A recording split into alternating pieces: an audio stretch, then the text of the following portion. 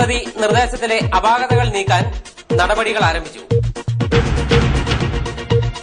കുറവിലങ്ങാട് ഞീഴൂർ മേഖലയിലെ പകുതിയിലേറെ കുടിവെള്ള സ്രോതസ്സുകൾ മാലിന്യം നിറഞ്ഞതെന്ന് റിപ്പോർട്ട്. +1 സീറ്റ് വർധന, പ്രവേശനത്തിന് പല സ്കൂളുകൾക്കും വിമുഖത. കാപ്പുന്തലയിൽ ഉണക്കമരം യാത്രക്കാർക്കും വാഹനങ്ങൾക്കും ഭീഷണി. കർക്കിടകം വരവായി, ക്ഷേത്രങ്ങൾ ഒരുങ്ങുന്നു.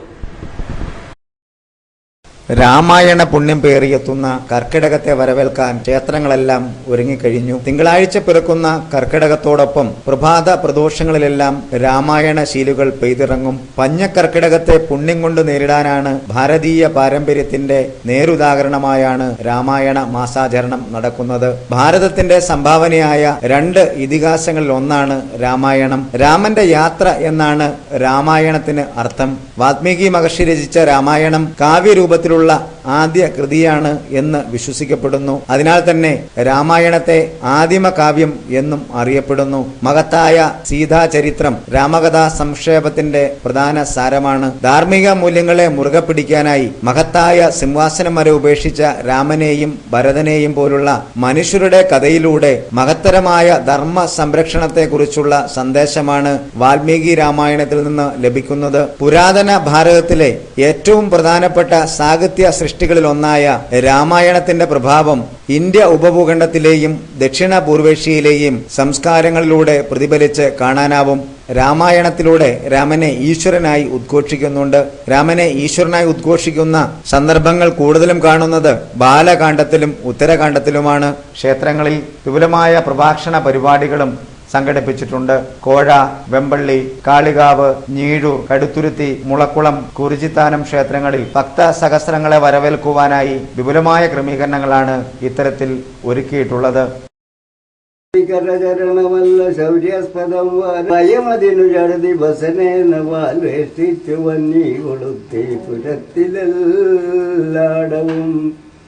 രജനി ചരവരി വൃടരെടുത്തു വാദ്യം കൊട്ടി തിന്മയെ നശിപ്പിച്ചുകൊണ്ട് നന്മ വിളയാടാൻ വേണ്ടിയിട്ട് ശ്രീരാമൻ ആയിട്ട് മഹാവിഷ്ണുവിൻ്റെ അവതാരമാണ്.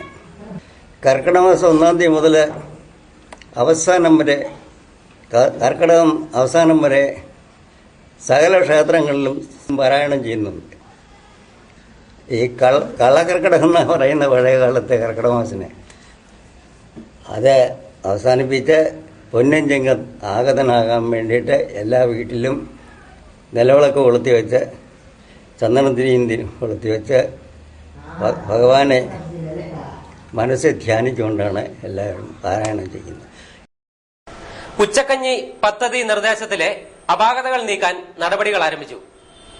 സ്കൂളുകളിലെ ഉച്ചക്കഞ്ഞി പദ്ധതി നടത്തിപ്പുമായി ബന്ധപ്പെട്ട് സർക്കാർ പുറത്തിറക്കിയ ഉത്തരവിലെ അപാകതകൾ പദ്ധതിയെ സാമ്പത്തികമായി പ്രതിസന്ധിയിലാക്കുന്നു എന്ന ആക്ഷേപം ഉന്നയിക്കപ്പെട്ടതിന് പിന്നാലെയാണ് ഉച്ചഭക്ഷണ പദ്ധതിയുമായി ബന്ധപ്പെട്ട സർക്കാർ നിർദ്ദേശങ്ങളിൽ മാറ്റം വരുത്താൻ ഉന്നതതല യോഗത്തിൽ തീരുമാനമായിട്ടുള്ളത്. മുൻപ് അരിയും പയറും പലവ്യഞ്ജനങ്ങളും നൽകിയിരുന്നതിന് പകരമായി ഇപ്പോൾ സർക്കാർ ഉടമസ്ഥതയിൽ നിന്ന് അരി മാത്രം നൽകുകയും പദ്ധതി നടത്തിപ്പിന്റെ ഭാഗമായി പയറും പലവ്യഞ്ജനങ്ങളും മറ്റും വാങ്ങുന്നതിലേക്കായി കുട്ടി ഒന്നിന് നിശ്ചിത രൂപ നൽകും വിധമായിരുന്നു പുതിയ സർക്കാർ ഉത്തരവ് ഇറങ്ങിയത്. ഈ ഉത്തരവിന് KSTAയുടെ നേതൃത്വത്തിൽ സംസ്ഥാന തലത്തിൽ തന്നെ പ്രത്യക്ഷ സമരപരിപാടികൾ ആരംഭിക്കുകയും ചെയ്തിരുന്നു. പൊതുവിദ്യാഭ്യാസ സെക്രട്ടറി M. ശിവശങ്കറിന്റെ അധ്യക്ഷതയിൽ കൂടിയ QIP മോണിറ്ററിംഗ് കമ്മിറ്റിയാണ് ഉച്ചഭക്ഷണ ഉത്തരവിലെ അപാകതകളെ പരിഹരിക്കണമെന്ന് ശുപാർശ ചെയ്തത്.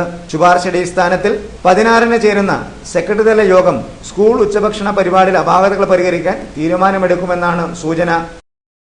കുറവിലങ്ങാട് ഞീഴൂർ മേഖലയിലെ പകുതിയിലേറെ കുടിവെള്ള സ്രോതസ്സുകൾ മാലിന്യം നിറഞ്ഞതെന്ന് റിപ്പോർട്ട്.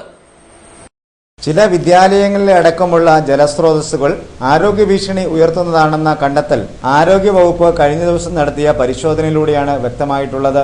ശരാശരി ഒരു പഞ്ചായത്തിൽ നിന്ന് 150 സാമ്പിളുകൾ സ്കൂളുകളിൽ നിന്നടക്കം ശേഖരിച്ചാണ് ആരോഗ്യവകുപ്പ് പരിശോധന നടത്തിയത്. കുറവലങ്ങാട്, ഇണങ്ങൂർ, കാണക്കാരി, മരങ്ങാട്ടുപള്ളി, കടപ്പളാമറ്റം, ഉഴവൂർ, വെളിയന്നൂർ, രാമപുരം പഞ്ചായത്തുകളിലാണ് കഴിഞ്ഞ ദിവസങ്ങളിലായി ശുദ്ധജല സ്രോതസ്സുകൾ പരീക്ഷണത്തിനായി ആരോഗ്യവകുപ്പ് ശേഖരിച്ചത്. ജലത്തിലെ ക്ലോറൈഡ്, നൈട്രേറ്റ് ഇരുമ്പ്, സോഡിയം എന്നിവയാണ് പ്രധാനമായും പരിശോധിച്ചത്. പരിശോധനയ്ക്കായി എടുത്ത സാമ്പിളുകളിൽ പകുതിയിലേറെയും പരിശോധനയ്ക്കായി ശേഖരിച്ച സാമ്പിളുകളിൽ പകുതിയിലേറെയും കോളിഫോം ബാക്ടീരിയയുടെ അളവ് കണ്ടെത്തിയതായി ആരോഗ്യവകുപ്പ് പറയുന്നു. മനുഷ്യ വിസർജ്യത്തിൽ നിന്നാണ് കോളിഫോം ബാക്ടീരിയയുടെ ഉത്ഭവം എന്നതിനാൽ മതിയായ ആരോഗ്യ സുരക്ഷാ ക്രമീകരണങ്ങളില്ലാതെ കക്കൂസുകളും മാലിന്യ സംഭരണ സംസ്കരണ സംവിധാനങ്ങളും ക്രമീകരിച്ചിരിക്കുന്നതാണ് ആരോഗ്യത്തിന് ഭീഷണി ഉയർത്തുന്നതെന്ന് വ്യക്തമായിട്ടുണ്ട്. ചില വിദ്യാലയങ്ങളിലെ ശുദ്ധജല സ്രോതസ്സുകളും ആരോഗ്യത്തിന് ഭീഷണി ഉയർത്തും വിധം രോഗാണുക്കളെ കണ്ടെത്തിയതായി ആരോഗ്യവകുപ്പ് പറയുന്നത് വലിയ ഭീഷണിയിലേക്കാണ് വിരൽ ചൂണ്ടുന്നത്.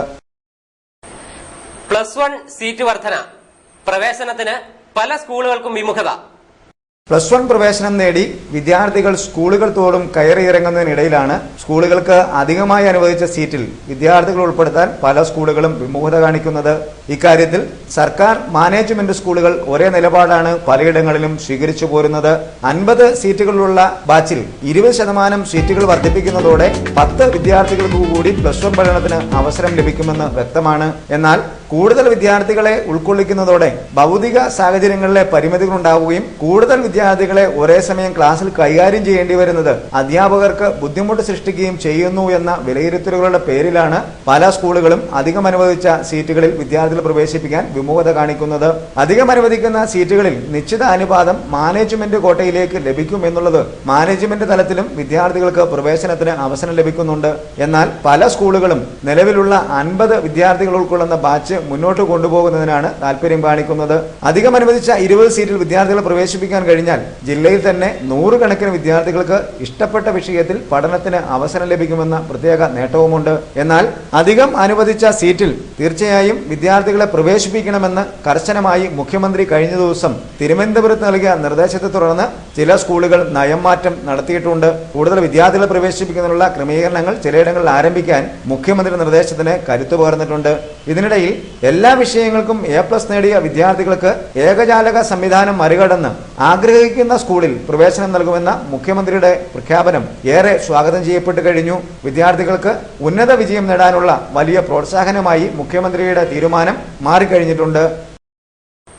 കാപ്പുന്തലയിൽ ഉണക്കമരം, യാത്രക്കാർക്കും വാഹനങ്ങൾക്കും ഭീഷണി.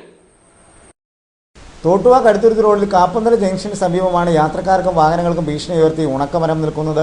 റോഡ് വികസനത്തിന്റെ ഭാഗമായി റോഡിന് ഇരുവശത്തു നിന്നും മണ്ണ് നീക്കം ചെയ്തതോടെയാണ് മരം ഉണങ്ങിയത്. മരത്തിന് ചുറ്റുന്നിരുന്ന മണ്ണ് നീക്കം ചെയ്തതോടെ മരം ഏതു നിമിഷവും ഉണങ്ങി നിലമ്പത്താവുന്ന അവസ്ഥയിലെത്തിയിരിക്കുകയാണ്. ചെറിയൊരു കാറ്റോ കനത്ത മഴയോ എത്തിയാൽ യാത്രക്കാരുടെ മുകളിലോ വാഹനങ്ങൾക്ക് മുകളിലോ മരം വീണേക്കാം. ഉണക്കമരം വെട്ടിമാറണമെന്ന് ആവശ്യം ശക്തമാണെങ്കിലും പൊതുമരാമത്ത് വകുപ്പോ ബന്ധപ്പെട്ട മറ്റ് അധികൃതരോ നടപടി സ്വീകരിക്കുന്നില്ലെന്നും ആക്ഷേപം ശക്തമാണ്. കടുത്തുരുത്തിൽ നിന്നും സിറ്റി ന്യൂസിനു വേണ്ടി ബിജു പുളിക്കൻ. ഇനിയൊരു ഇടവേള.